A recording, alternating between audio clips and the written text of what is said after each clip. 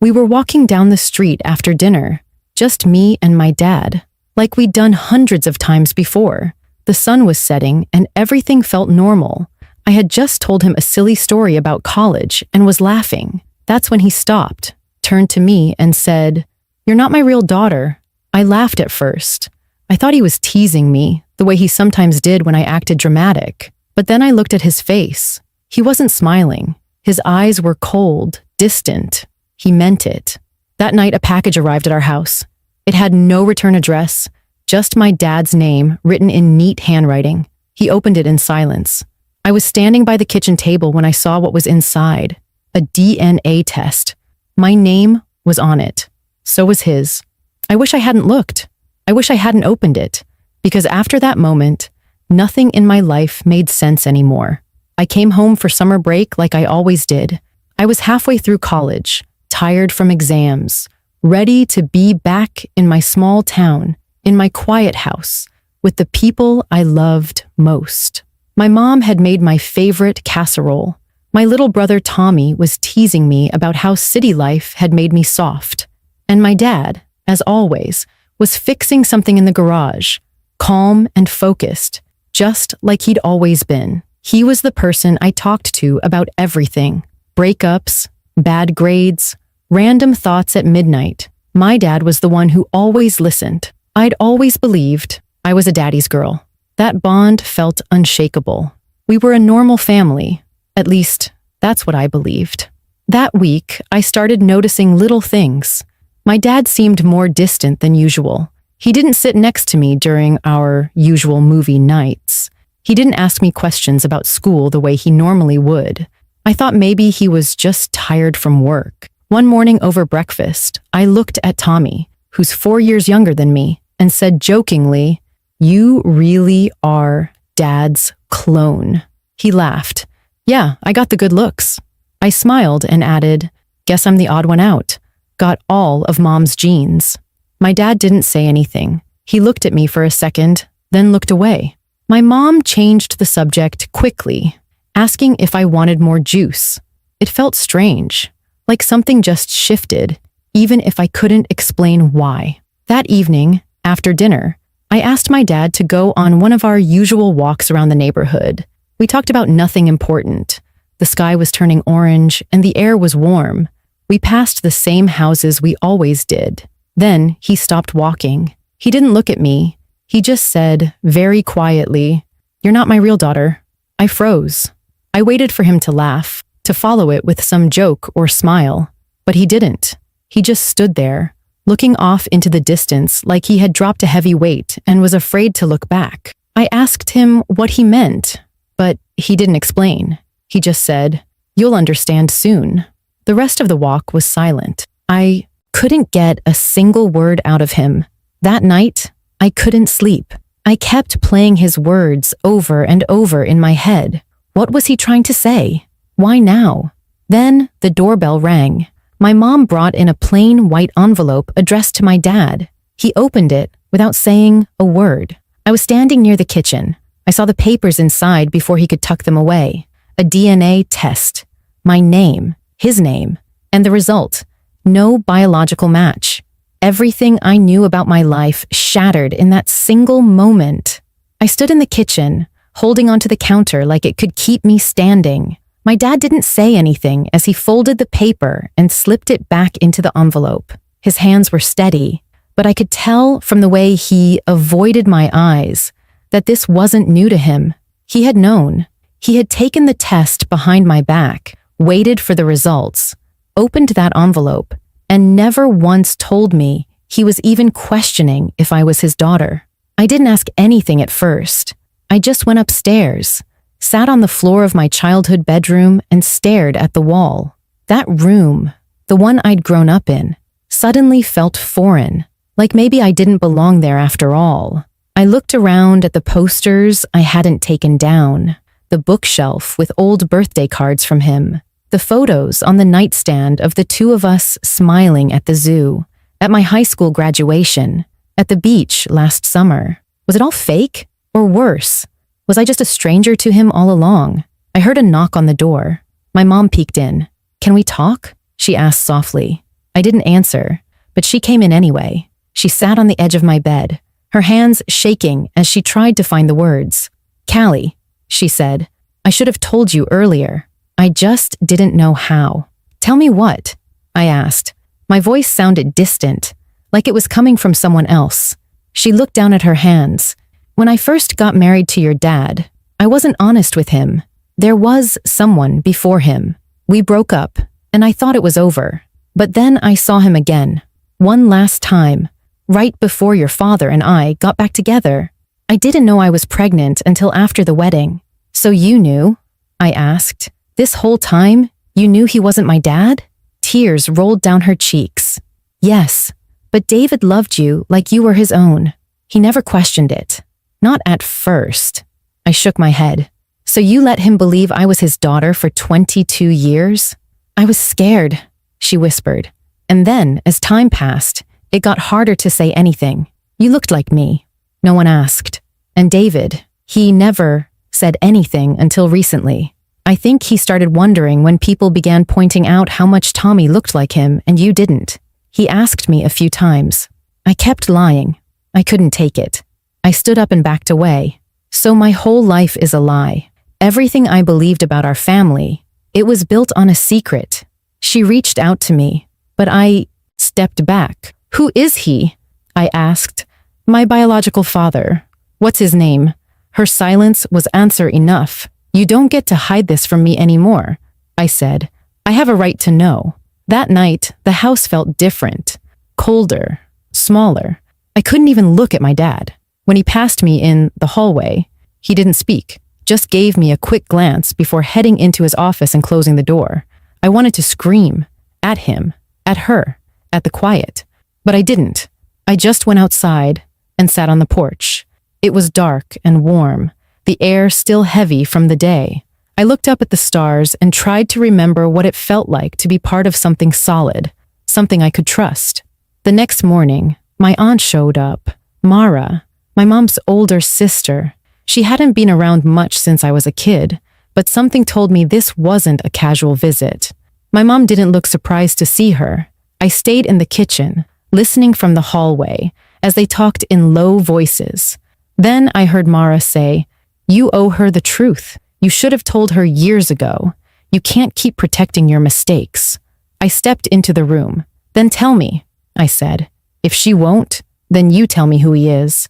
Mara looked at me. Her eyes were sharp, but her voice was calm. "His name was Jordan Wells. Your mom dated him before David. Our parents didn't like him, said he wasn't good enough. She ended it, or at least she tried to." My mom sat down, defeated. "I saw him once after, just once. I didn't know I was pregnant until months later. I had never heard his name before. Jordan Wells. A man I'd never met. A man who had no idea I existed. Everything I thought I knew about who I was had just cracked wide open. For the next 2 days, I barely spoke to anyone. I stayed in my room, leaving only when I needed to. My mind kept going back to the name, Jordan Wells. It felt strange in my mouth, unfamiliar, yet deeply important. I repeated it to myself like it might unlock something, some memory, some sense of connection. But there was nothing, just the sound of a name I should have known all my life, but didn't. The more I sat with it, the more the silence became unbearable. I wasn't angry anymore, not the kind that makes you want to yell or break something. This was a colder kind of anger, a quiet, steady ache that made every breath feel like betrayal. I wasn't mad that Jordan didn't know about me. I was mad that everyone else did and chose to pretend it didn't matter. I needed answers, real answers. I wasn't a child anymore. I couldn't let this be someone else's secret forever. I opened my laptop and typed his name into the search bar. Jordan Wells, musician. It didn't take long to find him. There weren't many by that name, and the one who fit the right age lived in a small town 2 hours away. He taught guitar at a community center, played with a local blues band, and had once recorded a song that showed up on a forgotten Spotify playlist. I stared at the photo on his bio for a long time. He had soft brown eyes and a quiet smile. His jawline looked just like mine when I caught my reflection at the wrong angle. I zoomed in closer. It was in the nose, the cheekbones. That was where I saw myself. I printed out the page and took it downstairs. My mom was sitting on the couch, folding laundry, her face tired and guarded. "I found him," I said. She looked up slowly. "Callie, I need to know who I am," I said firmly. "Not who you want me to think I am, not what makes your life easier. I need to hear it from him. I don't even know if he'd remember me," she said. "Then I'll find out." She didn't stop me. That night, I wrote Jordan a letter, not an email, not a message, a handwritten letter. I didn't want him to feel trapped or pressured or forced into something over the phone. I wrote simply and honestly, "Dear Jordan, my name is Callie. I believe you may be my biological father. I'm not writing this to cause trouble or bring up pain from the past. I just want to understand where I come from. I don't expect anything from you, but if you're willing to talk, even once, I would be grateful. I've included a phone number. You can reach me anytime." I signed my name, folded it neatly, and mailed it the next morning. The next few days were unbearable. Every time my phone buzzed, I jumped. Every time it didn't, I felt the weight of silence. I went for long walks, spent hours sitting in the backyard doing nothing, rereading the letter in my head and wondering if I said too much or too little. On the 5th day, my phone rang. Unknown number. My hands shook as I answered. "Hello?" There was a pause, then a deep, gentle voice. "Is this Callie?" I swallowed hard. "Yes, this is Jordan. I got your letter." The next few seconds stretched endlessly. I expected hesitation, maybe confusion or anger, but all I heard was calm. "I don't know what to say," he continued. "This is a lot, but I'm open to talking. I'd like to hear what you know." We talked for almost an hour. I told him what my mother had shared, that she'd seen him once after they broke up, that she found out about me after she'd married someone else. I explained how the truth had only just come out, that I didn't want anything from him, just the truth. Jordan didn't say much at first, but then he said something I'll never forget. "I always felt like something got left behind. I didn't know what it was. Maybe it was you." He didn't say yes right away, but he agreed to a DNA test. "Let's start there," he said. "If it's true, then we figure it out together." After we hung up, I sat still for a long time. Not sad, not happy, just still. For the first time since my father spoke those 6 words to me, I felt like I was finally taking control of my own story.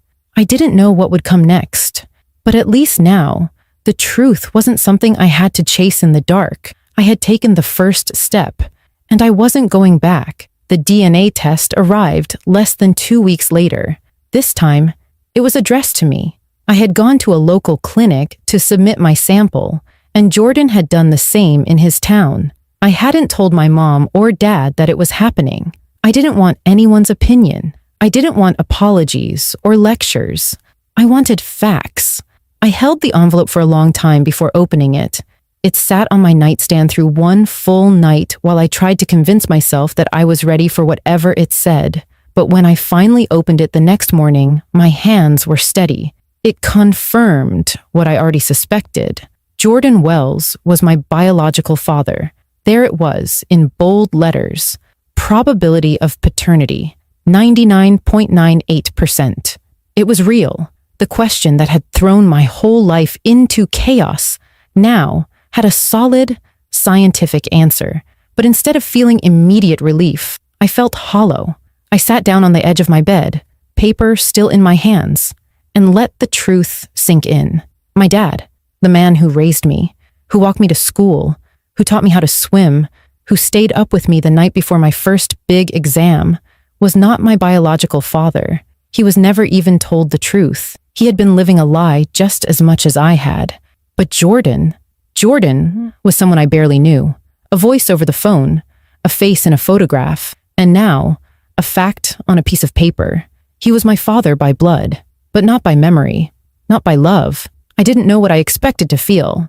Maybe some spark of connection, maybe some deep part of me waking up. But all I felt was confusion. Later that day, I called Jordan.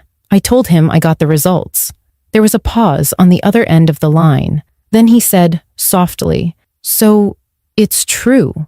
Yes, I replied. Neither of us knew what to say next. I told him I didn't blame him for not knowing. I didn't feel anger toward him, only questions.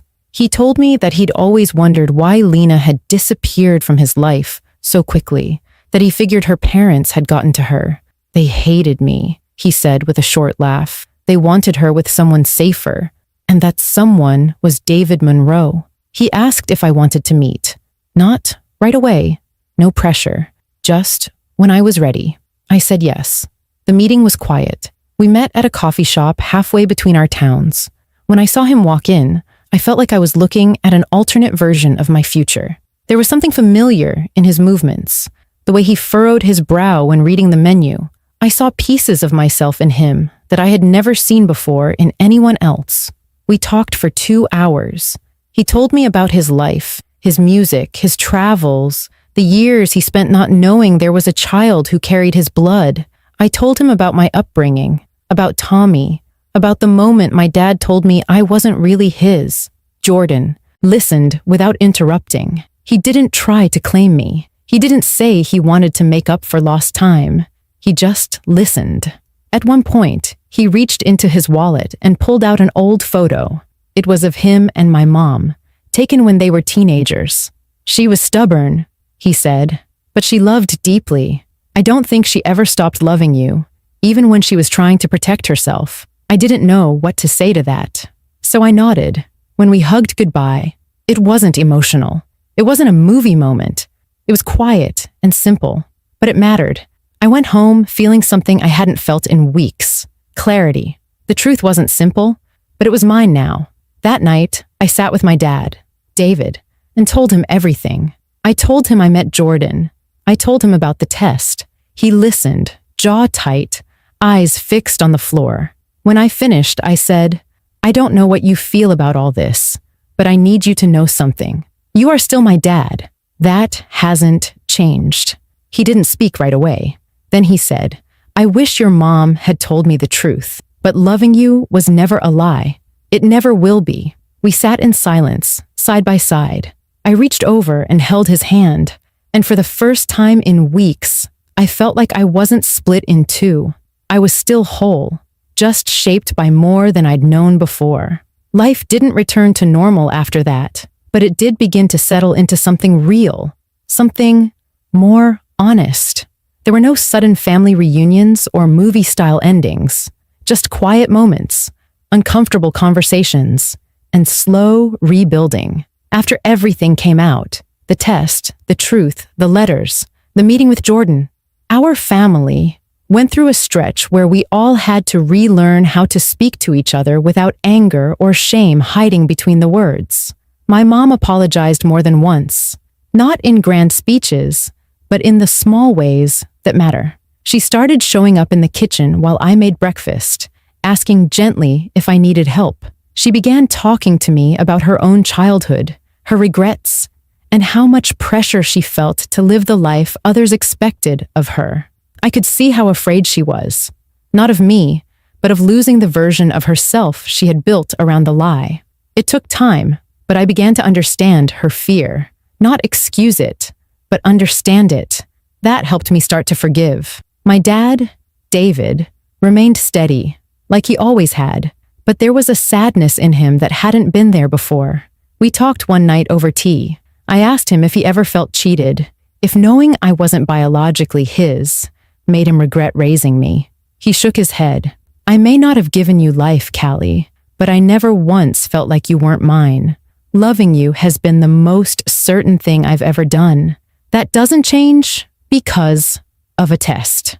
I cried when he said that, not because I doubted it, but because I finally let myself believe it completely. For weeks, I had carried the guilt of not knowing where I belonged. I had split myself between two men, one who gave me life and one who gave me love. But in that moment, I realized something deeper. I didn't have to choose. Both truths could exist side by side.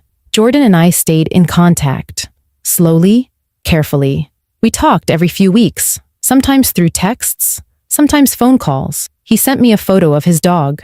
I sent him a clip of a piano piece I was learning. Nothing big, just little connections.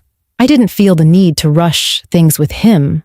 We weren't trying to build a father-daughter relationship out of thin air. We were just trying to be honest about what we were. Two people connected by blood and circumstance, both trying to make sense of it.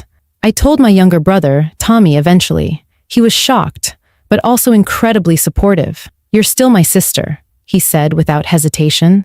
"That's not changing." It was the kind of simple, solid statement I needed to hear more than anything. In all the confusion and emotional noise, it grounded me. I wasn't losing a family. I was just adding truth to it. One day, I went back through old photos with my mom. We sat together on the floor of the living room, albums spread between us. She pointed out birthdays and holidays, stories I'd heard before, but now felt slightly different, knowing what I knew. When we got to a photo of me as a toddler in my dad's arms, David, smiling so big you could see every wrinkle in his eyes, I paused. "He never knew then, did he?" I asked. She shook her head. "Number. But look at how he held you. You can't fake that." She was right. I still keep the DNA test in my drawer. Not because I need to look at it, but because it reminds me how fast life can change. One envelope, one sentence, one piece of paper, but I've stopped thinking of it as the thing that broke my family. Instead, I see it as the thing that forced us to be honest. For the first time, in a long time, what I've learned through all of this is simple but powerful. The truth doesn't destroy love. It tests it. And the love that survives truth, the kind that stands when everything else has fallen, is the kind that's worth holding on to. I don't have just one version of where I come from anymore. I have pieces, some complicated, some painful, all real. I carry all of them now, and I'm not afraid of any of them, because knowing who you are means accepting every part of the story, even the parts you didn't ask for, and I've finally accepted mine.